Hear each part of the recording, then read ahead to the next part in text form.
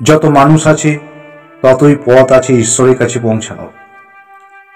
এই অমৃত বাক্য আজও বাংলার আকাশে অনুরণিত। রামকৃষ্ণদেব নিজেই ভবিষ্যৎবাণী করেছিলেন যে একদিন আমার কথায় বিশ্ব জেগে উঠবে। সেই ভবিষ্যৎবাণী আজ যেন বাস্তবে রূপ নিচ্ছে, যেখানে তার আদর্শ, মা সারদার মমতা আর বিবেকানন্দর বিশ্ববার্তা মিলে আধুনিক যুগের নতুন এক জাগরণের আগুন জ্বালায়। শ্রীরামকৃষ্ণদেব এবং শ্রীমা সারদা দেবীর সেই সেকেলে দক্ষিণেশ্বরের গোপন কথা আমরা একটু দেখে নিই। 1870 সালের এক গ্রীষ্মের দুপুর দক্ষিণেশ্বরের কালী মন্দিরের নীরব আঙিনায় রামকৃষ্ণদেব একদিন বলেছিলেন, আমার পর এমন এক মা আসবেন যিনি জগৎ মায়ায় প্রতিমূর্তি হবেন। তার চোখের জলই লোকের মুক্তি পাবে। তখন কেউ জানত না তিনি যার কথা বলছেন তিনি আর কেউ নন, শ্রীমা সারদা দেবী। মা সারদা নিজেই পরে বলেছিলেন, ঠাকুর যা বলেছেন সবই সত্য হয়েছে, আমি তো কেবল তার ইচ্ছার বাহন মাত্র। এই যেন যুগ যুগান্তর ধরে চলা দিব্য সংলাপ, যেখানে মানব ও ঈশ্বর এক হয়ে গেছে। শ্রীমা সারদা দেবীর অলৌকিক দৃষ্টিভঙ্গি আজও আমাদের বিস্ময়ের উদ্বেগ করে। একবার এক গ্রাম্য মহিলা কালী পূজার দিনে মা সারদার কাছে এসে কাঁদতে কাঁদতে বললেন, মা, আমার ঘরে খাবার নেই, সন্তান অসুস্থ। মা তখন নিঃশব্দে মাথায় হাত রেখে বলেছিলেন, কাল সকালে তোমার ঘরে আলো আসবে। ঠিক পরের দিনই সকালে সেই মহিলার ঘরে এক অপরিচিত সন্ন্যাসী এসে দান করে চলে যান, ধান, কাপড় আর কিছু টাকাও। লোকটি কে কেউ জানে না। এই ঘটনাটি আজও কামারপুকুর ও জয়রামবাটির মানুষের মুখে মুখে ঘোরে। তারা বলেন, মা সারদা দেবী শুধু একজন সাধ্বী নন, তিনি ছিলেন ঈশ্বরী মায়া নিজে। শ্রীরামকৃষ্ণদেব যা ভবিষ্যৎবাণী করেছিলেন তা বিস্ময়ের উদ্বেগ করে। এক বিশ্ব জাগরণের ঘোষণা করেন। রামকৃষ্ণদেব একবার বলেছিলেন, যে ধর্ম আমি আনব তা কোনো জাতপাত মানবে না, নারী পুরুষ ধনী দরিদ্র সবাই এর অংশীদারী হবে। শ্রীরামকৃষ্ণদেবের মৃত্যুর পর 1893 খ্রিস্টাব্দে সেই আদর্শকে বিশ্বমঞ্চে প্রতিষ্ঠা করলেন। কিন্তু আশ্চর্যের বিষয়, রামকৃষ্ণদেব আরো বলেছিলেন, আমার বাণী আমি বলিনি, মা বলিয়েছেন। এই মা কে? অনেক গবেষক বলছেন তিনি কালী মায়ের কথা বলেছেন, আবার অনেকে বলেন মা সারদা দেবীর ইঙ্গিত দিয়েছিলেন। আজকে দিনে যখন পৃথিবী ভেদাভেদে বিভক্ত, তখন মা সারদার মমতার ধর্মই আবার মানুষকে এক করেছে। রামকৃষ্ণদেবের এই ভবিষ্যৎবাণী যেন নতুন করে সত্য হচ্ছে। শ্রীরামকৃষ্ণদেব এবং মা সারদা দেবীর আদর্শে আজ বিজ্ঞানও যেন মাথা নোয়াচ্ছে। আজ একবিংশ শতাব্দীতে রামকৃষ্ণ আশ্রমের সন্ন্যাসীরা একাধিক গবেষণা প্রকল্পে অংশ নিচ্ছেন। তারা খুঁজে দেখছেন ধ্যান ও মন্ত্রের প্রভাব মানুষের মস্তিষ্ক কতটা পরিবর্তন আনতে পারে।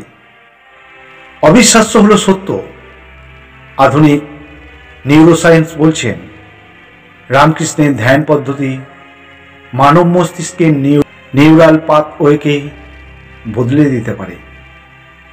যা একথা ঠাকুর নিজেই বলেছিলেন, যত ভাব তত রূপ।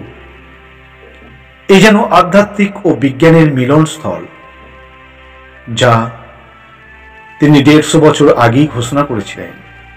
শ্রীমা সারদা দেবী তখন দিয়েছিলেন আগামী প্রজন্মের জন্য নীরব বার্তা, মা সব জানেন। প্রসঙ্গত একদিন মা সারদা এক শিষ্যকে বলেছিলেন, আমি জানি আমার ছেলে কোথায় আছে, কি করছে, কি ভাবছে। মা তো সন্তানের হৃদয়েই থাকেন। এই কথার সত্যতা আজও দেখা যায়। অনেক ভক্ত বলেন শ্রীমা সারদা দেবীর ছবি বা মায়ের জপ করলেই তাদের সমস্যার সমাধান হয়ে যায়। এমনকি আধুনিক সময়েও বেলুড় মঠের এক সন্ন্যাসী একবার বলছিলেন, যখন কেউ মায়ের নাম ধরে কাঁদে তখন কোনো অলৌকিক তরঙ্গ যেন বাতাসে ছড়িয়ে পড়ে, সেটা আমরা অনুভব করি। তবে এখন প্রশ্ন ওঠে, আজকের পৃথিবীতে রামকৃষ্ণ সারদা মায়ের ভাবনার কতটা প্রয়োজন বা তাদের প্রাসঙ্গিকতায় কতটা? এ প্রসঙ্গে বললে দেখা যায়, আজ যখন পৃথিবী ভয়, বিভ্রান্তি, হিংসায় ভরে গেছে, তখন মা সারদার এই মৃদু হাসি আর ঠাকুরের অনন্ত ভক্তি আমাদের আবার মনে করিয়ে দেয়, ঈশ্বর আমাদের বাইরে নয়, আমাদের মধ্যেই আছেন। যে মুহূর্তে মানুষ এই সত্য উপলব্ধি করবে, তখনই নতুন যুগের সূচনা হবে, যা রামকৃষ্ণ দেবের ভবিষ্যৎবাণী ছিল আর মা সারদা ভালোবাসায় বাস্তবায়িত হচ্ছে। অর্থাৎ শ্রীমা সারদা দেবী এবং রামকৃষ্ণ দেবের প্রয়োজনীয়তা ও তাদের দর্শন অত্যন্ত প্রাসঙ্গিক। বাংলার আধ্যাত্মিক ইতিহাসে শ্রী শ্রী রামকৃষ্ণদেব ও মা সারদা দেবী এমন দুই আলোকস্তম্ভ, যাদের জীবন ও দর্শন আজও মানব সভ্যতার পথপ্রদর্শক। তারা কেবল ধর্মীয় গুরুই নন, মানব সভ্যতার প্রকৃত রূপকে প্রকাশ করেছিলেন। রামকৃষ্ণদেবের জীবন যেন ছিল ধর্মের পরীক্ষাগার। তিনি বিভিন্ন ধর্ম, হিন্দু, ইসলাম, খ্রিস্টান ধর্ম সব প্রতি ঈশ্বরকে উপলব্ধি করেছিলেন।